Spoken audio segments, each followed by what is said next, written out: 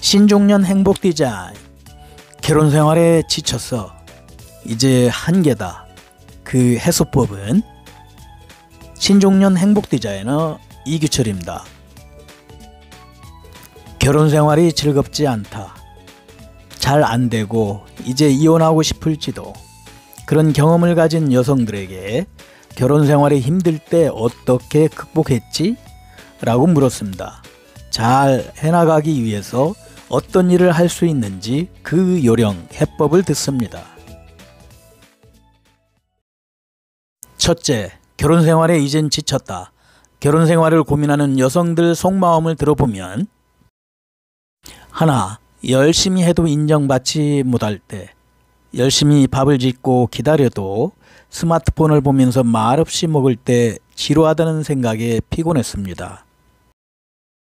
둘, 남편이 미덥지 않을 때, 육아 때문에 바둥바둥 하는데 남편은 휴대폰, TV 보면서 밥을 천천히 먹는 모습에 왜 나만 노력하고 있는 것일까? 라고 정신이 드는 순간 갑자기 피로가 어깨에 덮쳐옵니다. 셋, 매일 변함없는 생활에 지쳤을 때, 매일 식단을 생각하고 시장 보기, 요리, 청소, 반복이 앞으로도 수십 년 계속, 매일매일 변하지 않는 생활 패턴이 평생 생각하면 지쳐갑니다. 넷, 자신의 시간을 낼 수 없을 때, 일과 집안일로 인해 자기 시간이 없는 것에 스트레스가 쌓이고 참을성이 계속되면 남편만 즐거울 것 같다라고 불공평하게 느끼네요. 다섯, 정신적 압박이 심할 때, 전업주부이기 때문에 방은 언제나 깨끗해야 하고 새끼 밥상 챙기는 것은 당연하다는 남편의 압력을 느낀다. 가장 큰 이해자이기를 희망하는 남편이 이해하지 않는 태도를 취하면 앞으로 해나갈 수 있을까? 라고 불안해지기도 합니다. 둘째, 결혼생활 스트레스 해소법. 이젠 지쳤다, 이혼하고 싶다, 한계를 맞기 전에 어떻게 부정적인 상황을 극복했는지 들어봐요. 하나, 친구들과 수다쟁이 되다. 마음이 맞는 친구들과 점심 먹으며 수다를 떨며 자신의 쌓인 독소를 빼낸다. 불평불만은 친구랑 시원하게 얘기하면 마음이 가벼워집니다. 둘, 감정을 노트에 써 내려간다. 불만이나 지금 생각하고 있는 것을 노트에 적어요. 갈겨 쓴 듯한 느낌으로 힘껏 내뱉어 본다. 그러면 조금씩 내 마음이 정리되는 것을 느끼죠. 일기 쓰는 습관을 추천합니다. 셋, 휴업선언, 일일 휴가를 보낸다. 일에 휴식이 있듯이 지쳐 있을 때는 가족에게 선언하고 좋아하는 것도 먹고 게으름도 피워보고 나면 내일은 열심히 해야겠다는 기분이 들어요. 넷, 자기 취미에 몰두한다. 어쨌든 자기가 좋아하는 시간을 갖고 머릿속을 다른 행복으로 채우죠.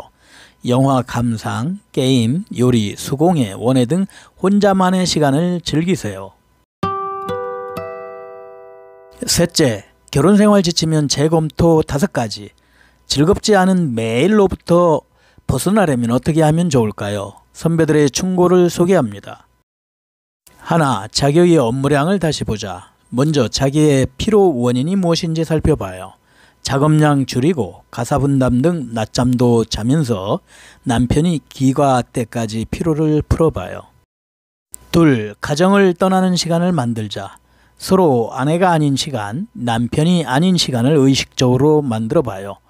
가끔 아이들과 친정에 내려가 남편 혼자 자유롭게 할 수 있는 시간을 갖는다. 서로 조금 떨어짐으로써 가정의 아늑함을 깨닫죠. 셋, 휴일을 보내는 법을 고쳐보자. 함께 보내는 시간이 충실한지 재검토하고 서로 라이프 스타일을 개선해봐요. 자신에게 어떤 휴일이 가장 좋을까? 현실과 이상이 떨어져 있는 것은 왜일까? 그 원인을 찾고 서로 즐기는 시간을 가져보세요. 넷, 서로의 불만을 인식하자. 어떻게 하면 좋은지 솔직히 얘기하죠. 불만을 얘기할 때는 감정적이지 않는다. 상대방 이야기를 끝까지 듣는다를 서로 의식하는 것이 매우 중요합니다. 다섯째, 당연하다고 생각하는 것은 아닌지 뒤돌아보자. 상대방에 대한 감사의 마음을 서로 잊고 사는 것 같아요. 받는 것이 당연한 것이 아니고 가족을 위해 시간을 쓰고 있기 때문에 감사해야죠.